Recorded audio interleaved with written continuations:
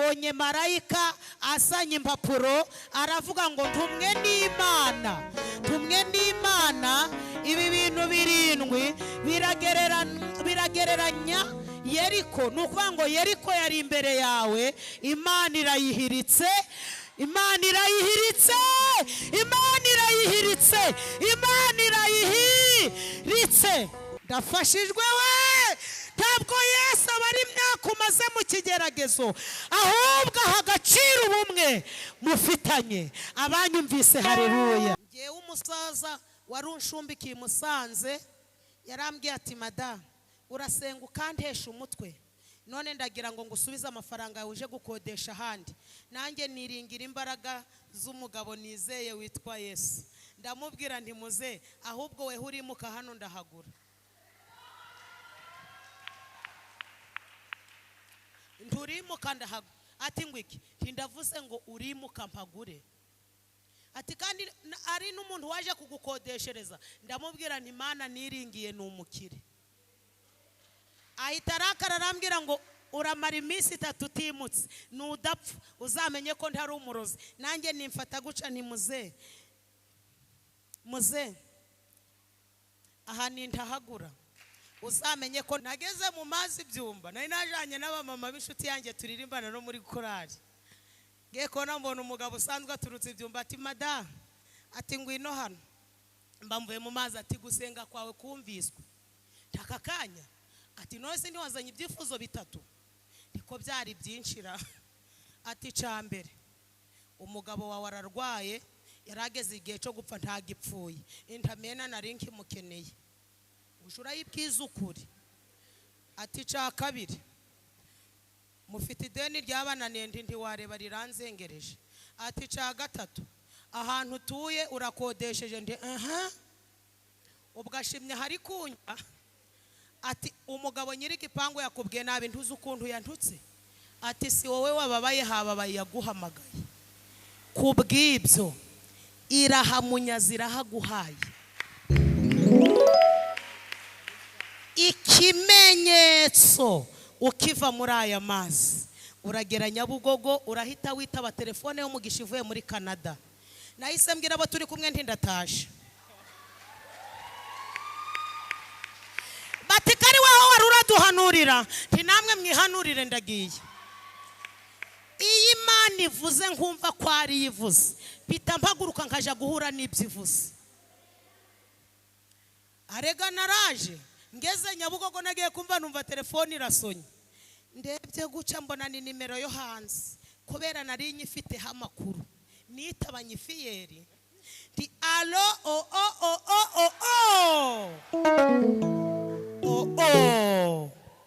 ati no NYIRAPASIKA ntiye go. Ati naragukunze ndi warakoze mba muri Canada ni atumva rero umutware yari indembe, yari kureba ku mafaranga yareba agaseka, bwake yakize nta na parestamo.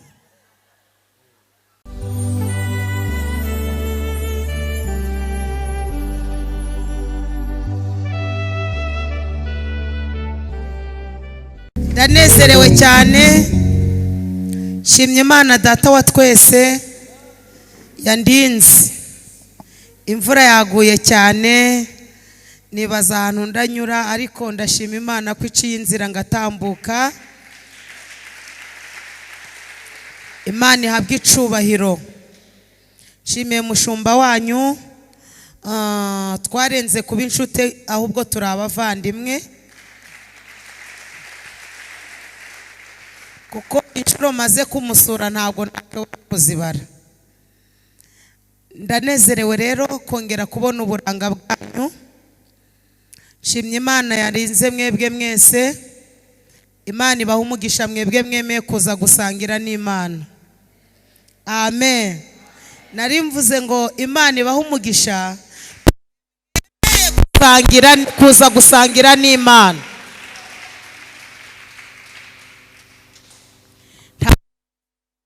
Ugwa imbere y'Imana, ahubwo imbere y'Imana turahakirira.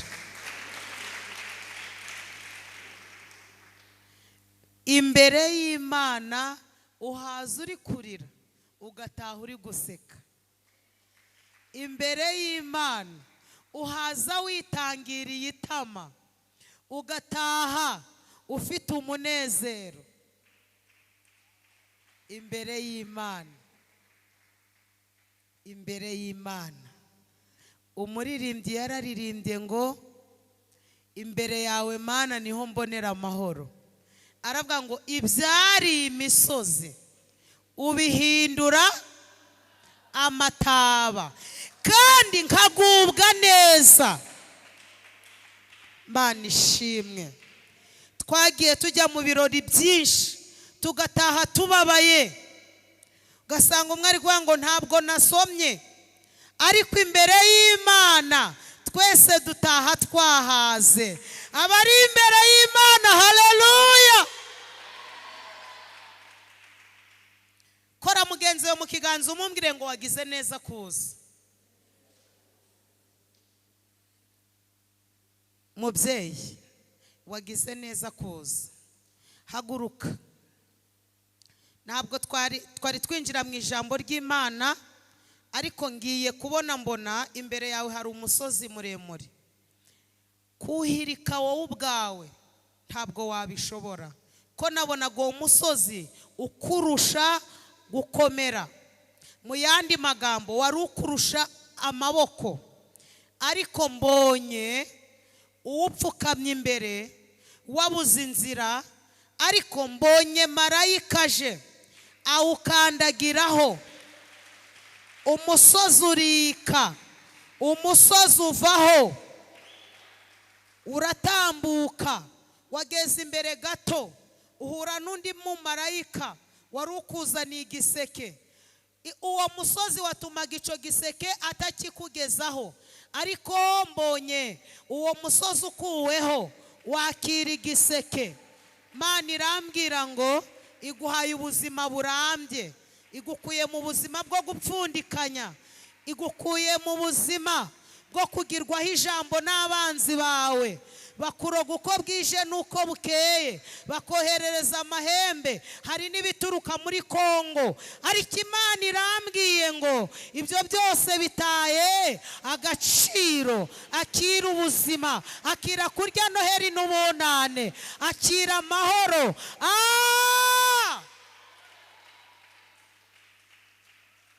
Kera bakwiringiraga ari mu mahoro,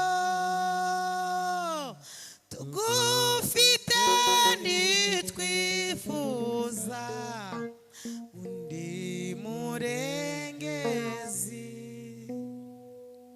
Yesu ashimwe. Imbere y'Imana niho tubonera amahoro. Ibyo waburiye igisubizo, igisubizo kibonerwa imbere y'Imana. Hari umugore witwa Hana, ngo yari afite ikigeragezo cyo kutabyara, noneho akagira mukeba we witwaga Penina. Kandi Penina birasobanura ngo ihwa. Uko bwije nuko bukeye Penina kamujomba, ariko Ana yibuka ko hari Imana irusha amaboko Penina. Aravuga ngo hari Imana yumva gusenga. Haleluya. Ahita yambara ikanzu ivuga ngo ntawayikoreye ngo imuhembe gukorwa n'isoni. Akubitamo udukweto tuvuga ngo abazi Imana yawe. Haleluya. Agenda ari kuririmba ngo kuko umwami Imana izantabara, nicyo gituma ntamwara.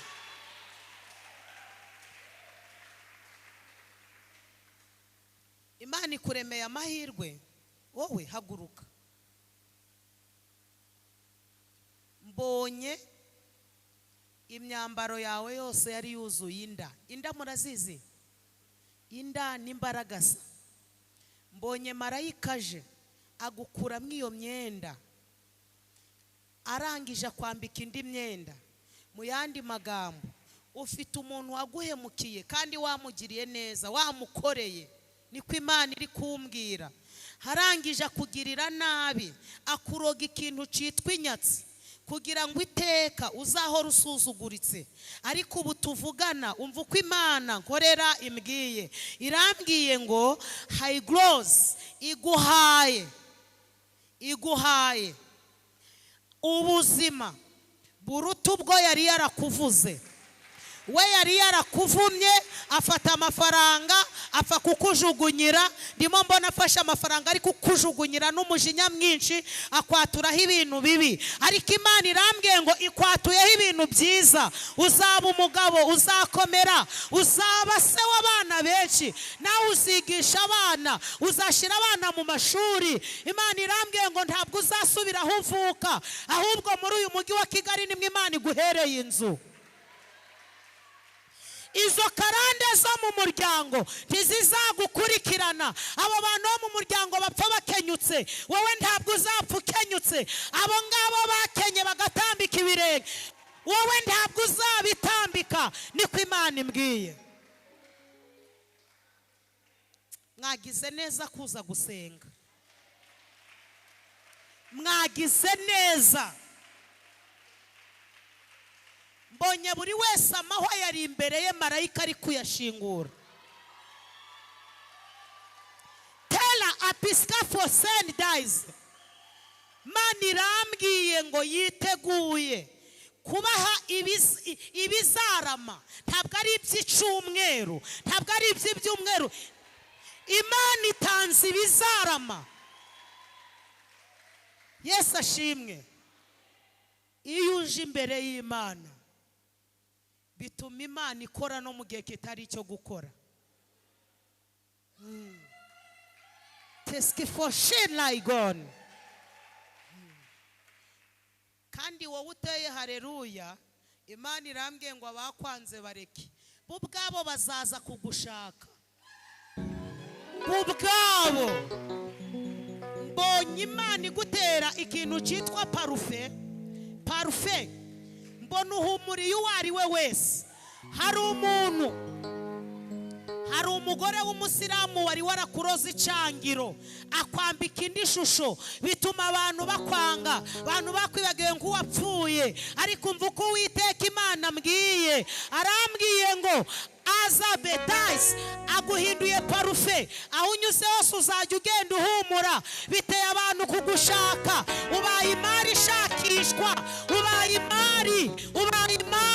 ubaye nka zahabu. Mbonye bagushakishije. Kandi Imana irambwiye ngo abakwanze nta nico bari bakumariye, izanye abanyamumaro. Ana aravuga ngo Penina nubwo ari kunsuzugura, hari Imana itanga agaciro.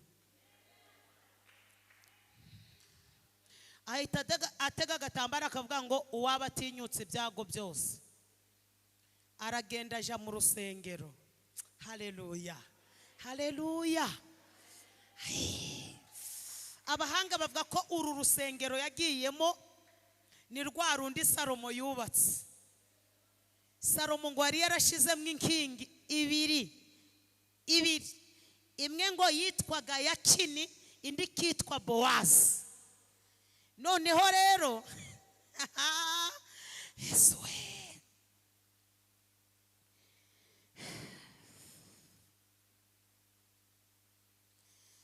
Ana aragenda afata za nkingi ngo apfukama imbere y'iyitwa Yakini, ahanga amaso yitwa Bowazi. Yesu ashimwe. Ngo asenga bucece amasengesho ye, ngo agera kure, atera Imana guhaguruka. Umutambyi witwa Eli abonye Ana ari gusenga, atangira kumubona mwindi sura, kuko Ana ngo yasengaga bucece. Eli avuga ati ubu wasinze n'ukuntu twari tukwizeye. Ana ati oya, wowe uri kureba kubiboneka, ireba ibitaboneka izi umubabaro mfite. Abantu baturebeye mu biboneka, iyo twaje gusenga ifite ibitaboneka. Mwahaguruka mukayiterera. Haleluya.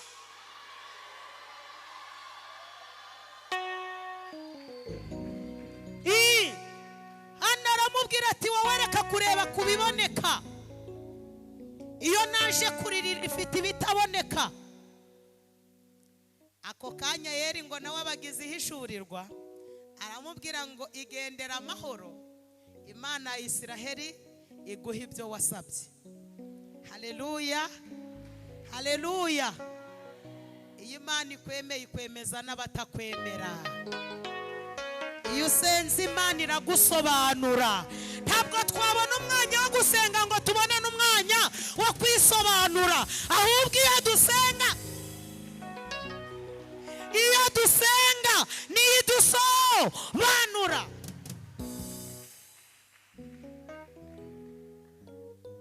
Yesu ashimwe. Yesu we, ntabwo twabona umwanya wo kwisobanura. Iyo dusenga izi kubisobanura neza. Ana ngo arataha agenda ari kuririmba ati ubwo umwami Yesu ankunda ndamahoro. Aragenda ngo agere mu rugo ngo Imana iramwibuka. Abaje gusenga haleluya. Buri wese ahure n'igisubizo. Ntibibejo ahubwo uyu mugoroba buri wese ahure n'igisubizo. Aho maze iminsi utari kubona inzira, aka kanya inzira nibo neke. Aho maze iminsi warasuzuguriwe, ndaguhanuriye ngo hagira ibicuba hiro. Abatari bakusobanukiwe uyu munsi Imana igusobanure mu izina rya Yesu.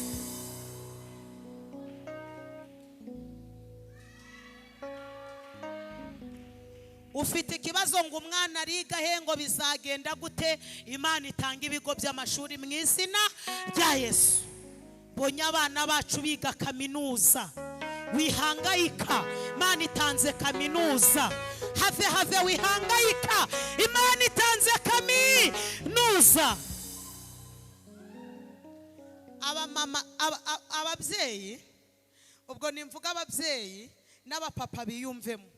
Umuntu ufite umwana uri mu wa gatandatu witeguye gukora ikizamini, ntabwo twari twagera igihe cyo gukora ibizamini, ariko umuntu uri mu wa gatandatu, ufite umwana uri mu wa gatandatu, uwo mwana nuko ngo azakora ikizamini cya leta. Uri mu iri teraniro haguruka, haguruka. C'est très étonnant. Mbonye marayika bahereza amadiplome ariho amanota meza. Bivuze ngo umwana uri mu wa gatandatu primaire Imana imuhaye gutsinda. Umwana uri mu wa gatandatu segonderi Imana imuhaye gutsinda. Imana irambwiye ngo n'abana bo mu wa gatatu bazakora torokome. Ba mama babo bari mu iri teraniro, mwakire gutsinda kw'abana banyu mu izina rya Yesu. Abafite abana batsinze ariko bashaka za kaminuza, Imana irambwiye ngo itanze kaminuza mu izina rya Yesu. Etiscopen, icyo utaje guhaha muri Simba hano urakibona. Watega indege ngo uje muri Amerika ukagaruka nta munezero ufite, ariko hano iyo uhaje ukabayicura umunezero. Ngo waradepoje biranga, ngo waradepoje biranga, umaze iminsi uri kwiruka kuri visa. Imana itanze visa mu iri teraniro. Imana itanze visa, Imana itanze visa. Ana ngo agere mu rugo, ngo agere hera, ako kanya biremera. Akira ubuhanuzi buvuze ngo ibyari byaranze biremeye. Urasama inda zikavamo, ntabwo bizongera. Aka kanya nawe ugiye kuzabyara mu izina rya Yesu. Warabyaye birihagarika, umwana uheruka kubyara ni mukuru, ukeneye kumukurikiza. Imana iravuze ngo akira kubyara mu izina rya Yesu. Haleluya. Turacyari kumwe. Hanyuma Penina ntiyamenye uko byagenze. Batubona tugiye gusenga bakavuga ibyo bashaka. Imana tuvugana badahari, yaje kubisohoza bose bakabimenya. Ntabwo mubyumvise we, tuvugana n'Imana badahari, ariko iyo ibisohoje bose barabimenya. Kubera iki babimenya? Mwanyemerera mukanyumva. Kubera iki babimenya? Iyo twasubijwe ni ukugira ngo badufashe gushima, ni ukugira ngo badufashe gushima. Mana ishimwe. Mwari mungumbuye, rambura Bibiliya mu butumwa bwiza bwa Yesu Kristo uko bwanditswe na Mariko, ibice 5 umurongo wa 15.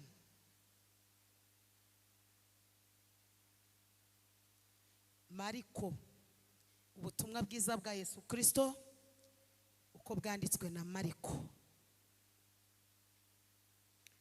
Mami, aya maguru yawe mbonye marayika ari kuyamasa,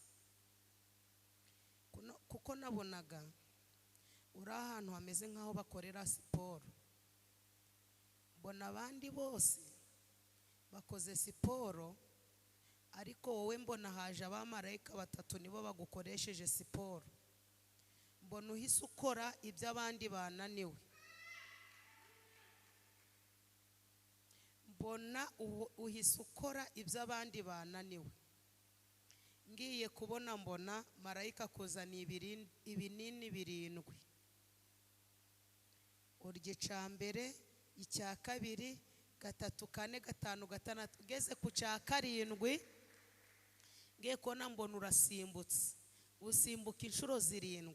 Imana irambwira ngo mumbwirire ngo ibyo ahora atambuka bigatuma amaguru ye azamwa ibinya, amaguru ye akamurya, mubwire ngo ibyo byose mbitesheje agaciro. Mami, ntabwo Imana yakwemera kugendera mu kagare, kuko mu bantu bazarama urimo. Uzarama. Imana ikurinze uburame buvanze n'ubumuga. Kikinyarwanda nkoreshe kirumvikanye, uburame buvanze n'ubumuga Imana irabikurinze, ahubwo iguhaye uburame. Uwo mupapa wicaye inyuma wambaye rinete, haguruka. Ni ukuri ko Imana ikurinze kwicwa n'ibihaha.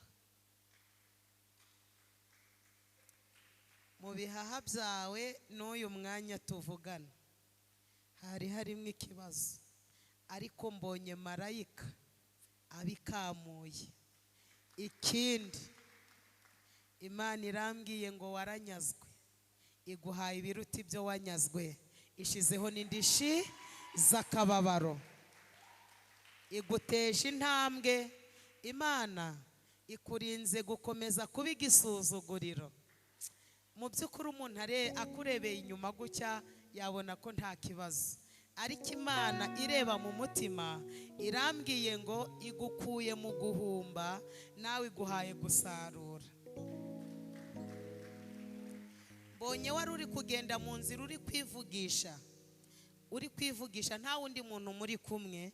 Ngiye kubona mbona marayika araje arakubwiye ngo ibibazo umwana w'umuntu atabonera igisubizo, ngewe ndaje ngo nkubere igisubizo. Ahita kubera igisubizo, aho gusara mbona ushimye Imana. Imana irambwiye ngo ibibazo ufite byakagombye gutuma usara, ariko Imana irambwiye ngo aho kwitwa umusazi wiswe umuntu w'icubahiro. Teskefantre elimant esketa igros. Kandi Imana irambwiye ngo iguhaye ibyo kurya bitari iby'agahimano, ibyo kurya bitari ibyo agahimano. Mu yandi magambo, Imana hari imigozi ipfunduye wariraga ku ngoyi, wari umeze nk'umuntu urira ku ngoyi, ariko Imana irapfunduye. Imana irambwiye ngo ninkubwire ko wakiye umugisha urambye, umugisha urambye. Yesu ashimwe. turacari kumwe. Haleluya. Ndimo mbona marayika ari kuza ari guhereza buri wese urupapuro. Numva ijwi rambwiye ngo buri wese afate urupapuro yandikeho ibintu 7. Ibyo bintu 7 uyu munsi turi ku itariki 16, sibyo? Ku yindi tariki 16 z'ukwezi kwa gatatu ibyo bintu uko ari 7 bizaba byasubijwe. Kandi amashimwe azatambuka hano. Amashimwe azatambuka buri wese yandika ibintu 7. Mbonye marayika asanye impapuro aravuga ngo ntumwe n'Imana, ntumwe n'Imana. Ibi bintu 7 biragereranya Yeriko. Nukuvuga ngo Yeriko yari imbere yawe, Imana irayihiritse, Imana irayihiritse, Imana irayihiritse, Imana irayihiritse. Ibi bintu 7 ubyandike. Tariki 16 z'ukwa gatatu 2023 tuzaba turi gushima. Dusome ijambo ry'Imana. Dusome ijambo ry'Imana. Nababwiye kari muri Mariko ibice 5 umurongo wa 15. Umva uko havuze. Haravuze ngo bageze aho Yesu ari, basanga uwari utewe n'ingabo z'abadayimoni yicaye yambaye afite ubwenge nk'abandi, baratinya. Kadusubiremo. Haravuze ngo bageze aho Yesu ari, bageze aho Yesu ari, basanga uwari utewe n'ingabo z'abadayimoni yicaye yambaye afite ubwenge nk'abandi, baratinya. Mwakire neza ijambo ry'Imana. Tugiye kuganira ku ijambo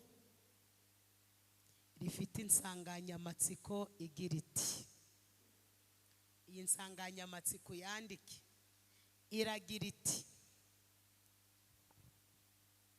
kanyivuge neza muyandike, iragira iti ineza ya Yesu si ya none ahubwo irasanzwe.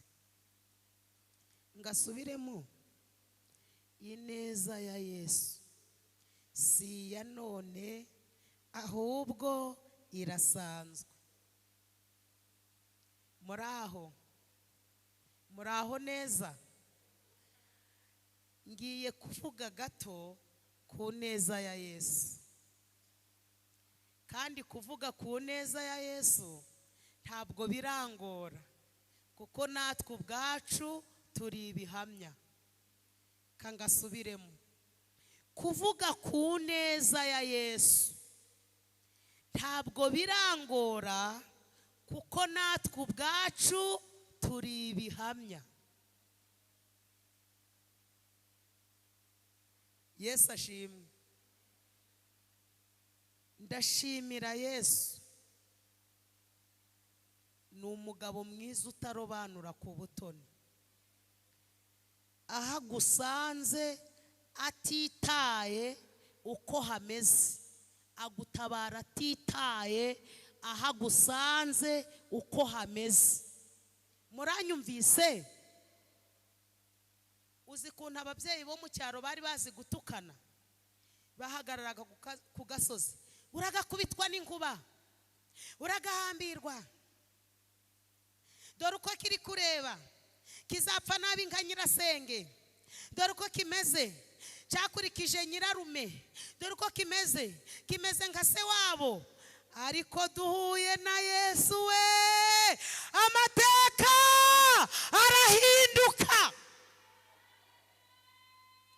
Afata ibyo abantu batuvuzeho, arangije abitesha agaciro, arabisira ibanga, ahubwo akora icyo yatugambiriyeho. Mwamukomera amashyi.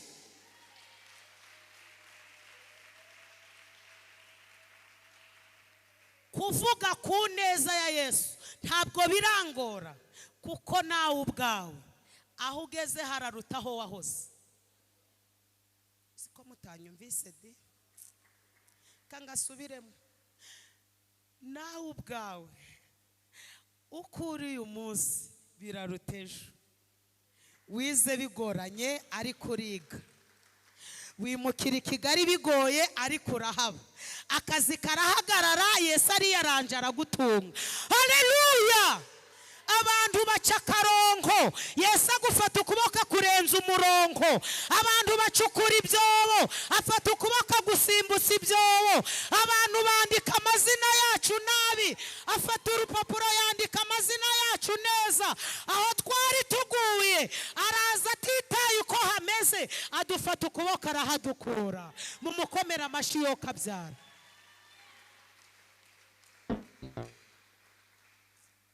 Yesu ni umugabo mwiza. Ni umugabo mwiza. Abantu bagize amahirwe yo kwicarana nawe. Abantu bagize amahirwe yo kubana nawe igihe gito yamaze ku isi. Abantu bagize amahirwe yo gusangira nawe. Ntabwo yabasigaga gutyo, ahubwo yabasigiraga ikimenyetso. Iki kizatuma abantu bamenya ko twahuye. Haleluya, haleluya. Mbese ni umugabo mwiza. Aherutse gukora akantu keza. Amen, haleluya.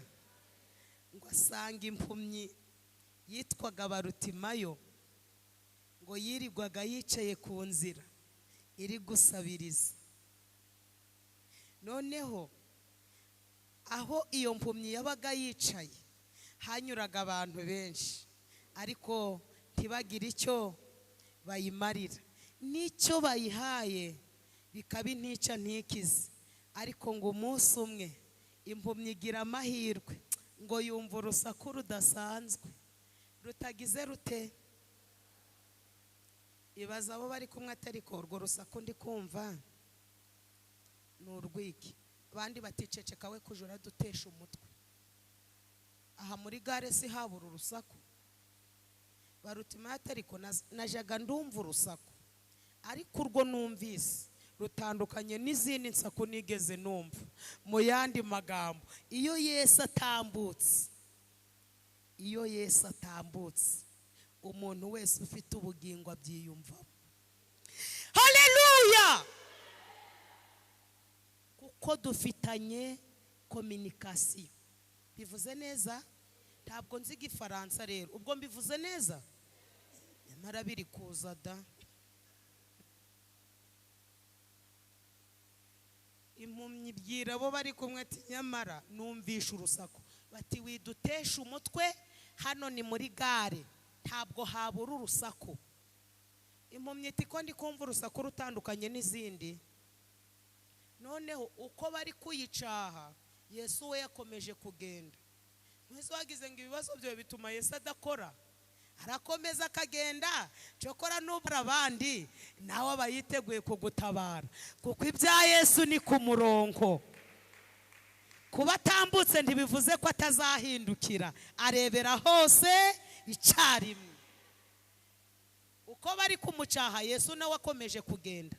Cyokora ngo iyi mpumyi nayo yanga guceceka.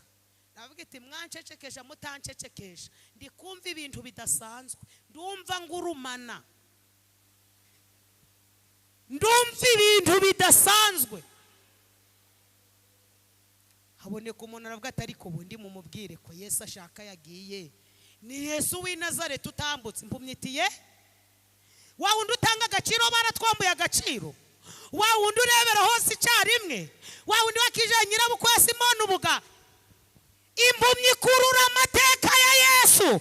Iravuga iti niwe utambutse. Abandi bati yagiye ariko ageze kure. Impumyi iti nanjye cyo gukora ndakizi. Ndababaye di. Ndababaye icyo gukora ndakizi. Nawe icyo gukora urakizi. Haleluya! Uyu munsi uhure n'icyo ushaka. Uyu munsi uhure n'icyo ushaka. baraducashe baduca intege badusubiza inyuma. Uyu munsi uhure n'icyo ushaka. Bari kuguca intege se kubera ikitabaza. Impumyi iti mwanci intege mwagira ute? Narahumye ariko akanwa ni kazima.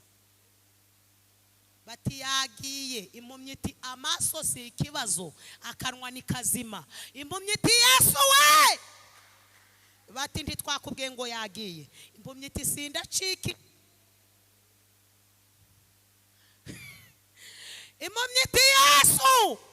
Baturi kumva yakwitabye. Impumyi iti mwinshi intege. Impumyi iti hajya hariho ba Yesu bangahera, kuko hariho ba Yesu yusto. Impumyi iti hari abiyitaranyije na Yesu. Yesu ashobora kugira ngo nibo mpamagaye. Uwo nshaka ni Yesu w'i Nazareti, mwene Dawidi.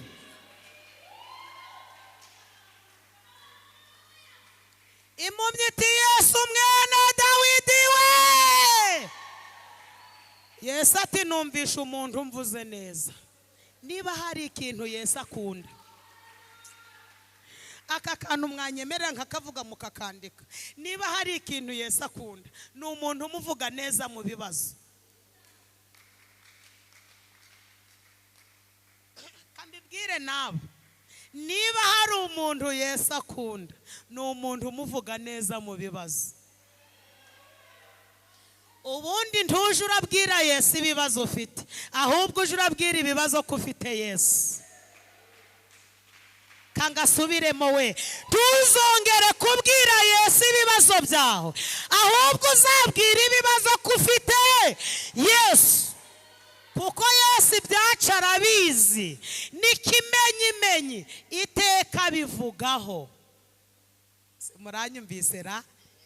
Ibyacu arabizi, n'ikimenyimenyi nuko iteka bivugaho. Yesu ahita ahagarara,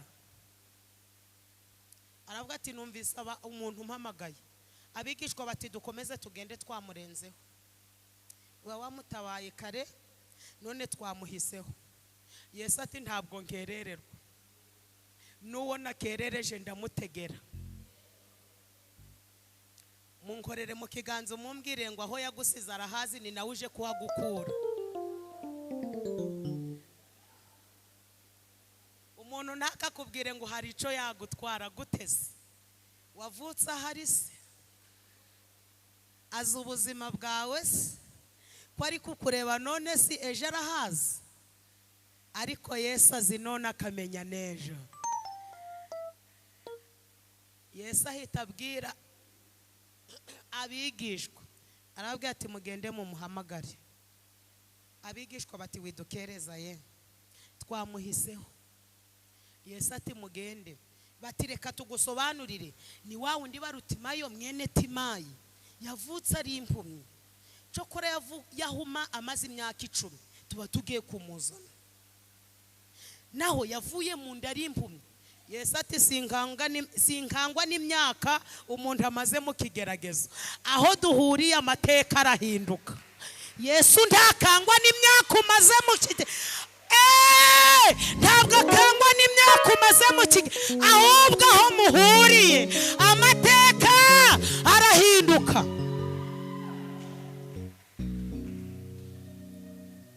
Havuga ati mugende mumuzane. Abari baciye Barutimayo intege nibo bagiye kumuzana. Abaguciye intege umunsi wasubijwe nibo bakoma amashi bwa mbere. Bati twari twaragusengeye, tuza yarakuvuze ariko ngewe sinakuvuze. Baraje babwira Barutimayo bati rekera aho kuvuza induru, Yesu arakumvise. Barutimayo ati none ari he? Aramubwira bataravuze ngo tukujane, turashaka kugira ngo tukubwire, urabona ko ari twe dufite amaso we uri impumyi. Barutimayo ati ariko nubwo ndi impumyi ariko umutima ni muzima. Mwebwe muri kureba ibi by'inyuma, ariko amaso yanjye ni mazima y'umutima. Bati rero turashaka kugira ngo ubwire Yesu wari wagenda mu ndege Barutimayo ati reka data numvaga iri guhinda umubwire ko ushaka kugenda mu ndege. Barutimayo ati ubwo wagenda mu ndege uri impumyi se ukumva umunyenga neza? Bandi bati turi kukubwira ko wowe wasaba indege. Barutimayo nubwo amaso ye yahumye ariko umutima ni muzima. Ubwo aribwira ngo indege kuyija mutagira amaso nta byiza wabona, ariko ufite amaso indege wazayijyamo. Muranyumvise? Baramubwira bati etaje wari wayituramo? Barutimayo ati no gukodesha y'inegisi sinyabona. Batusabe Yesu etaje rero kuko n'ama etaje arayatanga. Barutimayo ati nje mungezeyo ibyo ndavuga ninjye ubizi. Bati niba wanze ibyo tugutegetse noneho tugiye kugutahana za kwishikirira. Barutimayo ati nta kibazo mungeza ahari, icecekere twatinze tutarageraho Yesu ari. Twakerewe tutarageraho Yesu ari. Iyo uhageze, haleluya, nta kubaza amoko, ntareba ku burebure, ntareba ku mashuri, ahubwo areba umutima ukome, ndetse agahita womora mu mukomera amashi.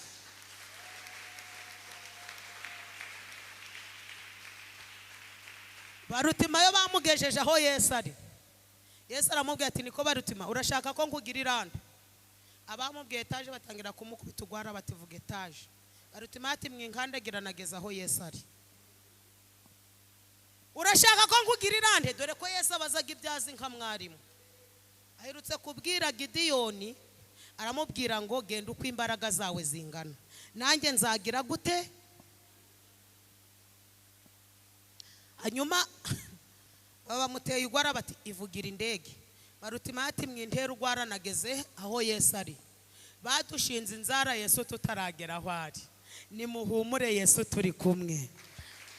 Barutimayo ati ndashaka guhumuka. Ako kanya Yesu ngo aramuhumura. Icyanejeje ngo Barutimayo yahise atumwenda yari yambaye.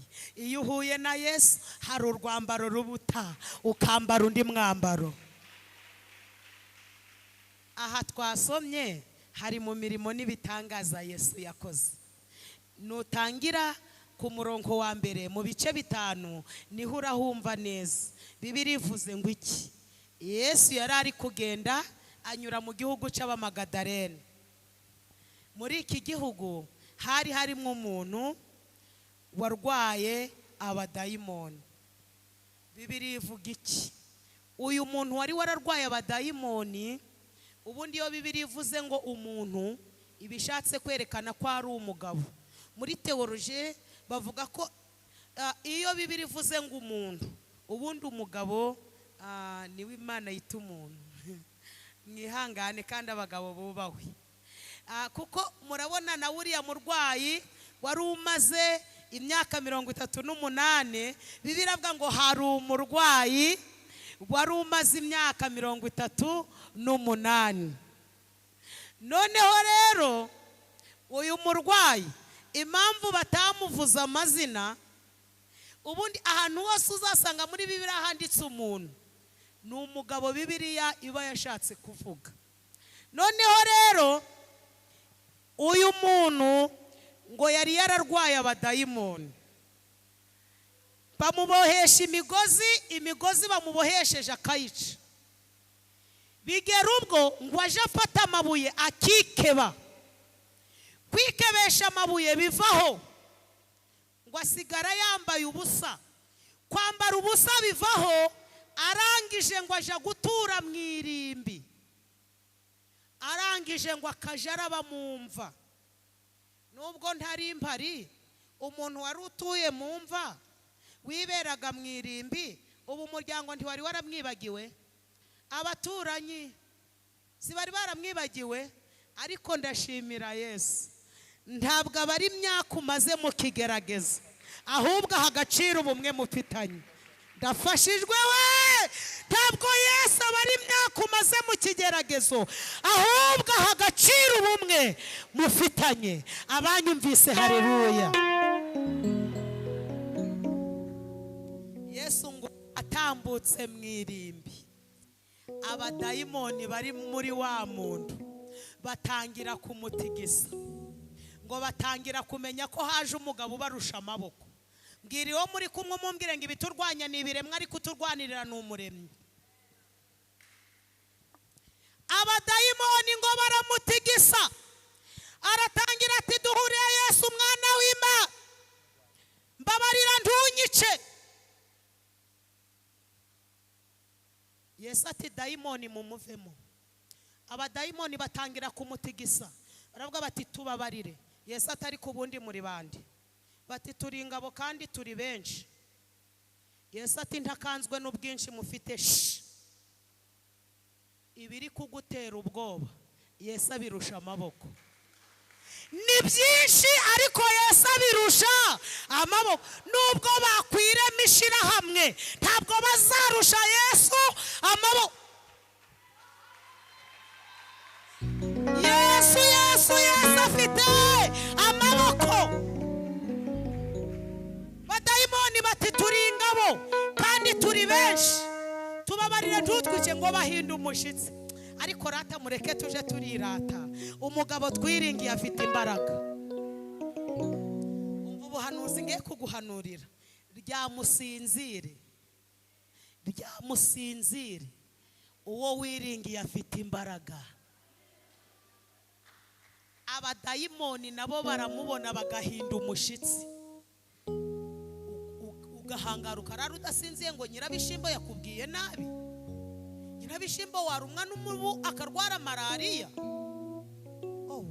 Ngo yambwiye ngo uzabyara ntakiriho. Agomba kugenda nyine ukabyara.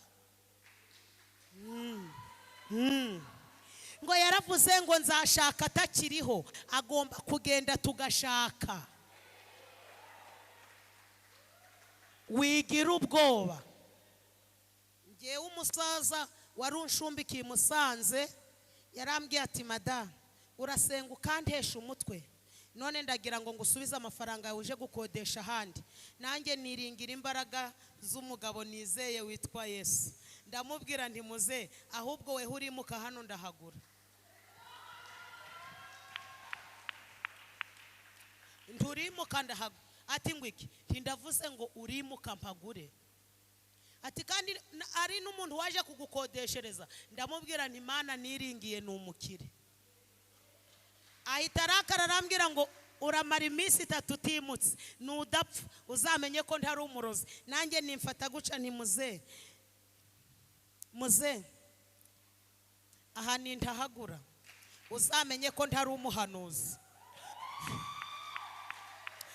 Tuzareba Imana izimura umuhanuzi gashigika.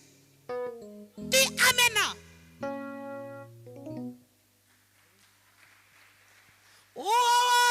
Ijambo Mana ijambo Mana ararigira.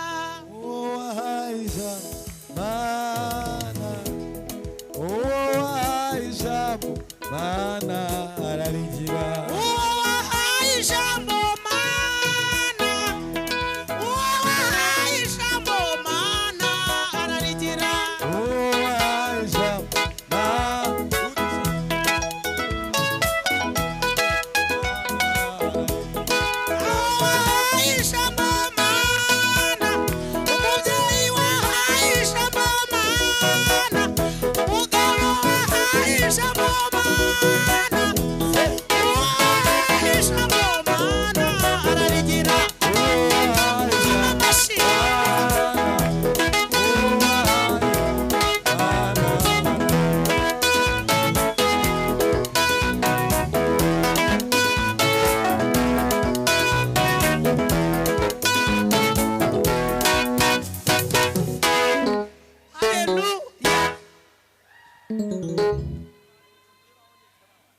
Oya tera haleluya.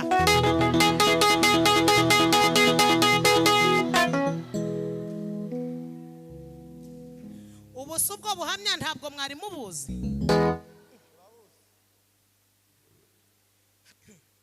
Ndahise nja gusenga ibyumba. Nja kumuregera Imana. ikintu cyose kikunaniye uzagituma isengesho. Isengesho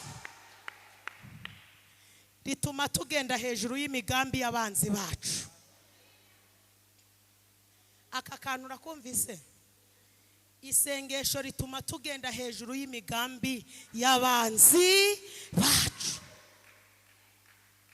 Ndangije ubundi twatinzira.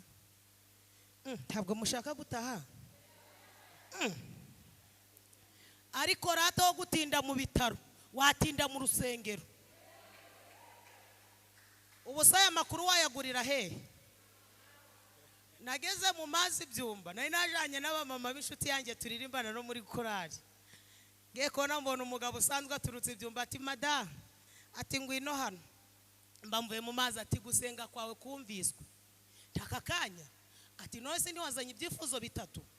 Niko byari byinshira.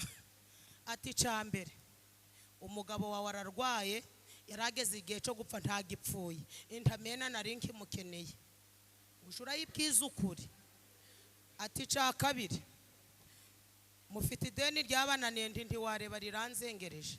Ati ca gatatu ahantu utuye urakodesheje ndi ubwashimye hari kunya. Ati umugabo nyiri igipangu yakubwiye nabi ntuzi ukuntu yantutse. Ati si wowe wababaye hababaye yaguhamagaye. Kubwibyo irahamunya zirahaguhaye.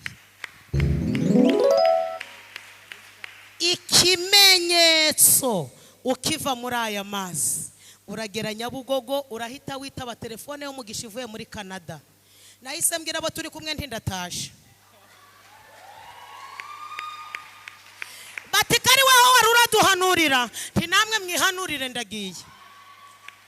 Iyi Imana ivuze nkumva ko ari yivuze bita mpaguruka nkaja guhura n'ibyivuze. Arega naraje ngeze Nyabugogo nagiye kumva numva telefone irasonye. Ndebye guca mbona ni nimero yo hanze kubera nari nyifiteho amakuru. Nitabanye fiyeri ndi alo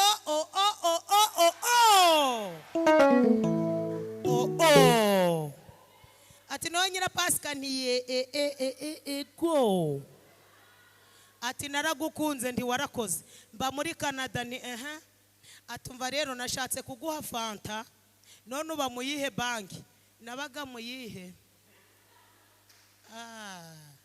Nubwo bataguhanurira aho ugeze hakwemerera gukorera Imana ntawe uguhasa. Nta muntu ubanje yakubwira ngo zunguza mugenzi wawe. Nta muntu ubanje kukubwira ngo haguruka wongere wicare. Aho ugeze hakwemerera kubaha Imana ntawe uguhasa. Twajyaga umuceri kubunane gusa nangwa namwe. Nge naryaga umuceri ari uko natashe ubukwe. Kandi ubwo muri kugira ngo nukujye ndi imbere y'Imana. Nge ndi umumama mbyaye gatatu. Nagiye ahantu gusura umuntu batetse amakaroni. Ndavuga nti sindagize inzoka. Mbona ari nk'inzoka zo mu nda. Ndavuga nti sindajya izi nzoka. Nukuri kw'Imana ariko ndashimira Imana aho tugeze hararuta aho twavuye. Nukuri umuntu atabanje yakunyeganyeza, umuntu atabanje yakubwira ngo simbuka karindwi, ibyo Imana yakoze bitwemerera kuyubaha ntawe uduhasa. Wambaraga igitenge kimwe none ubu uri kuja mu mari ukazenguruka ukabona imyenda, ukabona imyenda iramanitse. Nshuti zanjye, nubwo umuntu atatunyeganyeza dufite icadutera kubaha Imana. Nta banke nabagamo, nukuri kw'Imana nta banke nabagamo. Ndamubwira nti ntayo mba mati none ndi mu nzira ningera mu rugo ndakubwira. Nageze mu rugo mbambwiye umutware nti rero ntari umuntu wo muri Canada agiye kunyoherereza fanta none nta konte tugira. Ati subwo fanta niri gutuma wabizi byuya ngo konte turaja gushiraho ikizi, turayifunguza ikizi. Ati fanta mbonye atari kubyumva ariko ntiwamurenganya kuko ubuzima bwa twari turimo ntabwo butwemera gufungura konti. ndagenda mpamagara umugabo wadukodeshereje ndamusobanurira arambwira ati humura niba ari amafaranga yo hanze wikwiri gufunguza konti mwandikire kuri WhatsApp umubwira koherereze kuri telefone uraja muri banki yose ushaka. Naramwandikiye mu mwanya numva aransubije ngo nta kibazo. Ngiye kureba muri telefone mbona imibare barokore narirutse nja kuri beka ndi imibare batiki ntimiba imibare batibikimata imibare muri Canada bati na amafaranga avuye hanze wafotoje irangamuntu sindi bayifotozaga gute ntabyo narinzi ariko ndashimira Yesu. Nukubera iki nukubera Imana aho wicaye nukubera nde muri Kigali nukubera nde amaso ufite nukubera nde. Umva nage gufotoza irangamuntu barambwira ngo fata igipapuro hari awuzuza ndebye igipapuro kuzuza birananira ntimwandenganya nize make noneho ndavuga nti kandi abantu baransuzugura mba ndebye umupapuje muri banki ndi mwanyemerera nibagiwe rinete zanje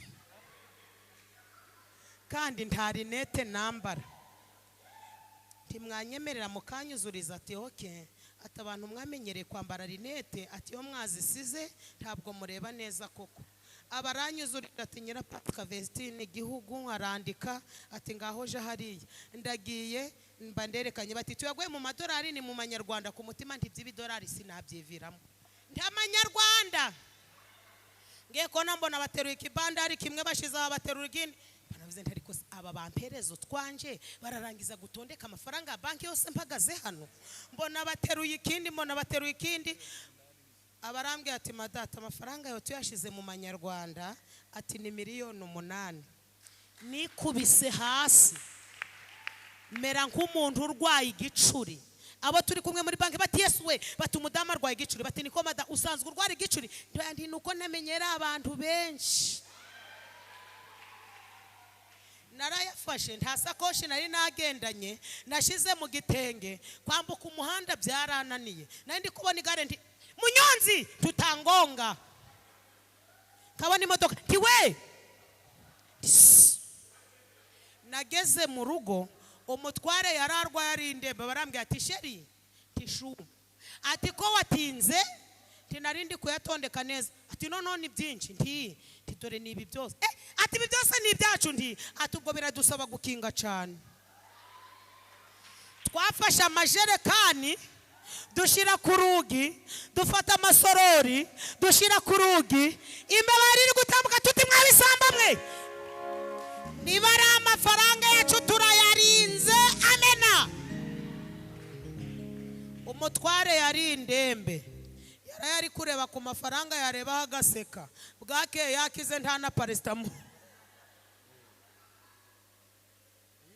nerekeza ku musozo aho twari dukodesheje uyu munsi ni iwacu mu rugo zabana natwe yarabitwemereye ari kumwe natwe ntateze kwivuguruza ari kumwe natwe yarabitusezeranije ari kumwe natwe ntidukwiriye zabana natwe yarabidusezeranije ari kumwe natwe ntidukwiriye kwiheba ari kumwe natwe yarabidusezeranije utisha ingoma ari kumwe natwe dukwiye kwiheba zabana natwe yarabidusezeranije ari kumwe natwe ntidukwiriye kwiheba ari kumwe natwe yarabidusezeranije ari kumwe natwe dukwiye kwiheba zabana natwe yarabidusezeranije ari kumwe natwe ntidukwiriye kwiheba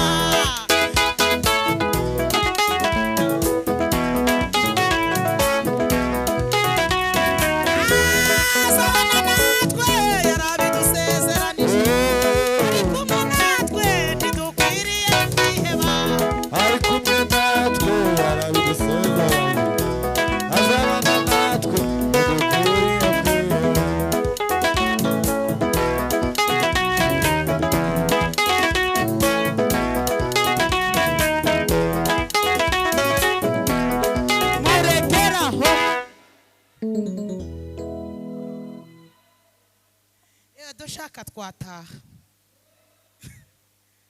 Mbonye buri wese ahetse igikapu.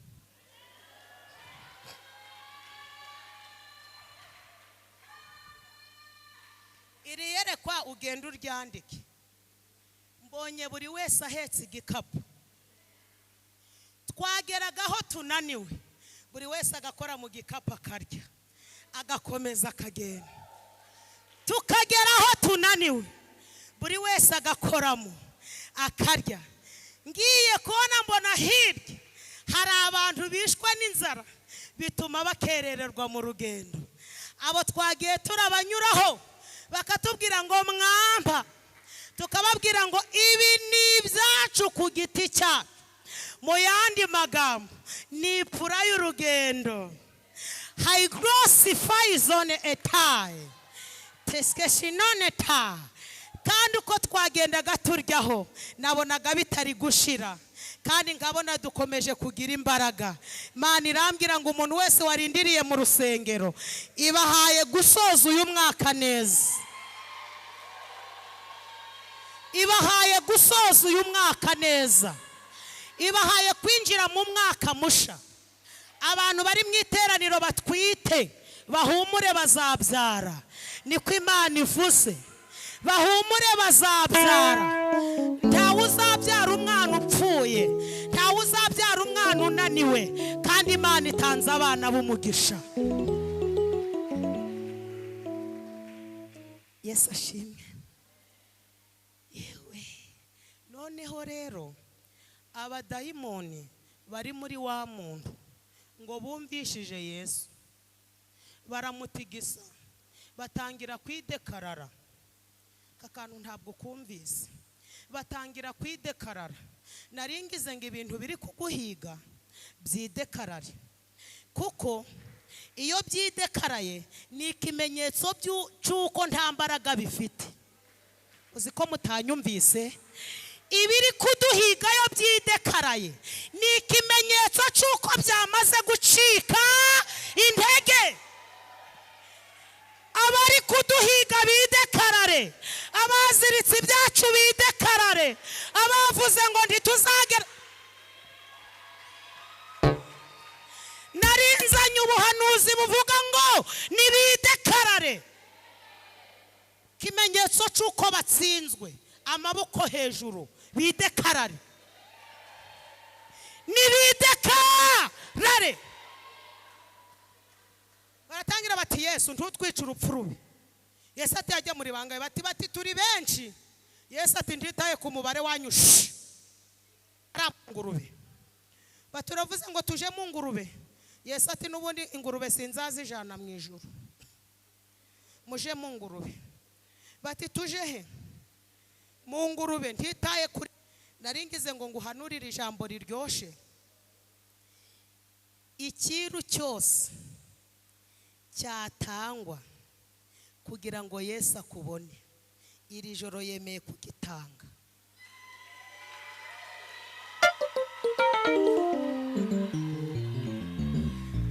Atitaye kuri nyirizo ngurube, ubugingo bwawe abukuye hagati y'ibyari bigufiteho ububasha. Abadayimoni basohoka muri wa muntu bajya mu ngurube. Ingurube zarirutse zihita zigwa mu nyanja. Abungeri ngo babibone baracika, barirukanga, bagenda bahahamutse, bakagera muri karitsiye bagasanga umuntu uri gukora ubuyede. Ati niko uracakora ubuyede? Umuyede ati none ko barampa bibiri. Abungeri bati ntabwo uzi umugabo dusize aha hirya. Ari kureba abadayimoni bagahunga. Ubwo bukene yabo gukura ho. Uri gukora ubuyede ati reka nje kureba uwo mugabo ufite ubu. Abongeri bakongera bakiruka bashakaje muri karitsiye ya Kimironko. Bati niko uracahaha inyanya z'ibimene? Undi ati none kariyo mafaranga mfite. Abongeri bati nuko utazi umugabo ukuraho igisuzuguriro dusize aha hirya. Ibyawe bazabivuga utabigizemo uruhare. Nukuri kw'Imana ntari ukubirataho. Niyo ndi muri tagisi bandi kubona abantu bari kurebana ngo uzikariwe ngo ngo niwe disi ngo uziwe ngo niwe ngo muvugisha urebe ngo muvugisha urebe nanjye nti ninjye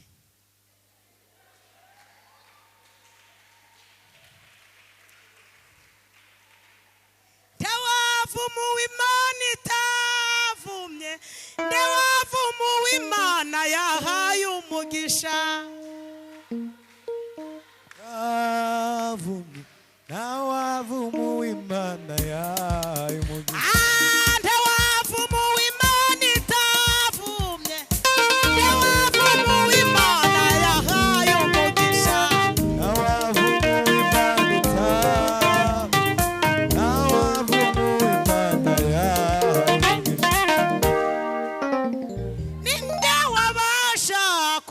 umugisha Uwiteka yangabiye nkivuka yansize amavuta mazaranyimika agira umutwaro umwami n'igikomangoma ninde wabasha kumuza umugisha Uwiteka yangabiye nkivuka yansize amavuta mazaranyimika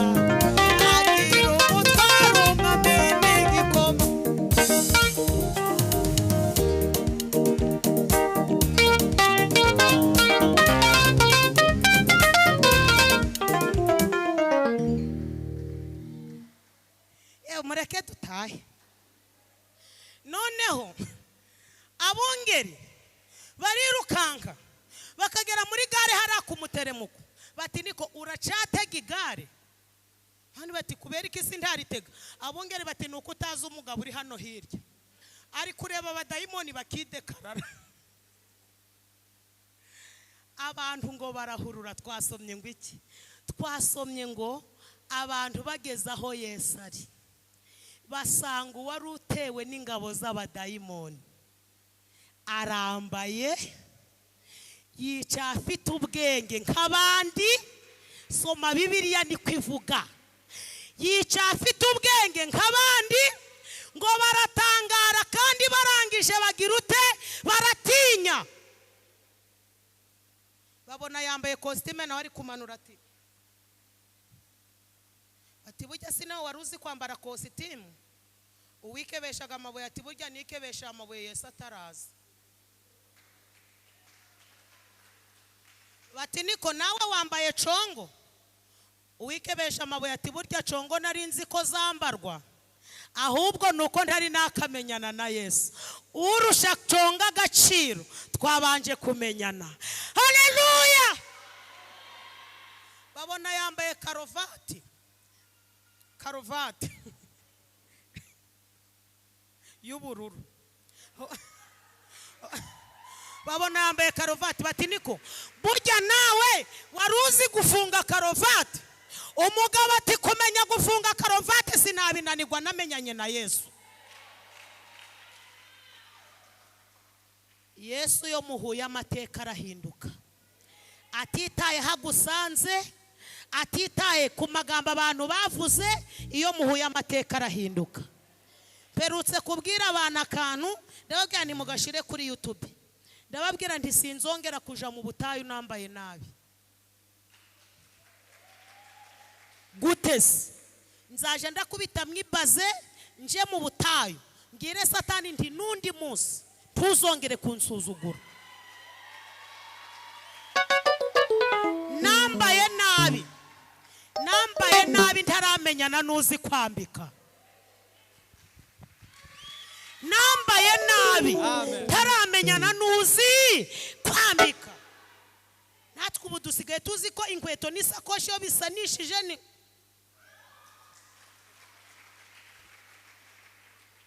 ku birenge byawe niho natabariwe amarira nazanye ntabwo ariyo natahanye murekeraho amasaha aragiye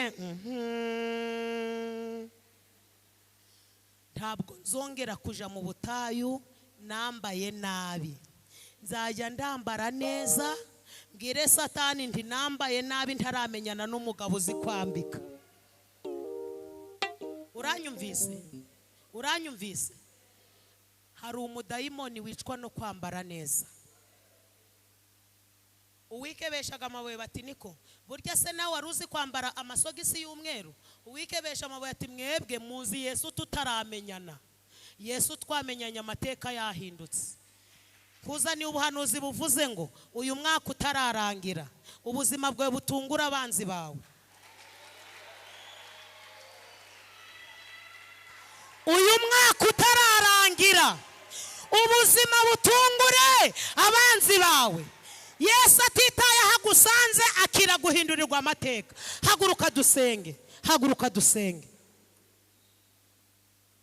Bwira umutima wawe ngo mutima wanjye ntiwongere kugira ubwoba. Umara ubwoba turi inshuti. Uba waraguye hahandi.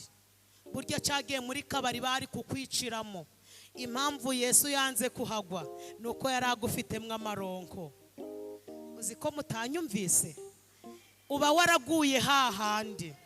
Bari kuja kuzana amarozi, bari kugutega mu nzira, uba warahaguye. Impamvu utahaguye nuko Yesu yarazi kuri mwe amaronko. Tugiye gusenga twese turambuye amaboko. Tubwire Yesu ngo uri inshuti nziza. Iyo uhuye n'umuntu amateka arahinduka Yesu. Haleluya. Mbese mu iteraniro hari umuntu utari wabatizwa cyangwa ari warabatijwe agasubira inyuma? Wumvise iri jambo rikamukora ku mutima akavuga ngo Yesu warakoze kundindira aho Satani yarazi ko nzaba. Satani yarazi ko nzaba umuhigo we, ariko warakoze kunzana. Umuntu utari wabatizwa cyangwa abatizwa agasubira inyuma ufashe icemeza akavuga ngo Yesu ni wowe nshuti nziza, utabara umuntu utitaye aho umusanze, nazamura ikiganza turebe. Uzi ko barimo Imana ibaha umugisha. Mufate icyemezo cyo kwakira Yesu nk'umwami n'umukiza. Hanyuma mwese muzamura ibiganza tubwire Yesu ngo Yesu uri inshuti nziza, wowe utabara umuntu utabanje kumubaza aho umusanze. Ntabwo Yesu aha agaciro aho agusanze, ahubwo aha agaciro icyo azagukoresha. Uri Imana yo kwizerwa. Ise umwami wacu Yesu Kristo, Mana ya Aburahamu, Isaka na Yakobo, Imana ifite none ikagira n'ejo.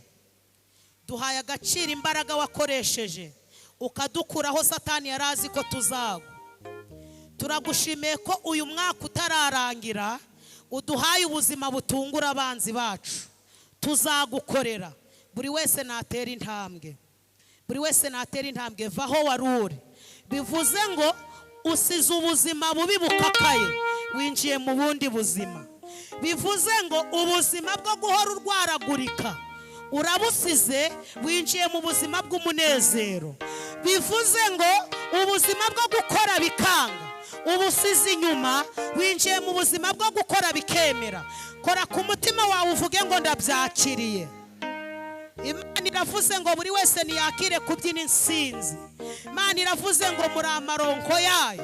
Imana iravuze ngo mwakire umugisha. Buri wese Imana imuhaye impamba y'urugendo. Mwakire ubutabazi buturutse ku Mana. Wowe wararagurarira Imana iraguhojeje. Waburaga ibitotsi Imana iguhaye ibitotsi. Wanzwe n'imiryango Imana itumye bakugarukira. Haleluya! Imana igukijije uburwayi. Wararaguribwa n'umutwe ukibwira ngo nuko avuye muri saro kwisukisha. Imana irambwiye ngo wari umutwe w'abadayimoni.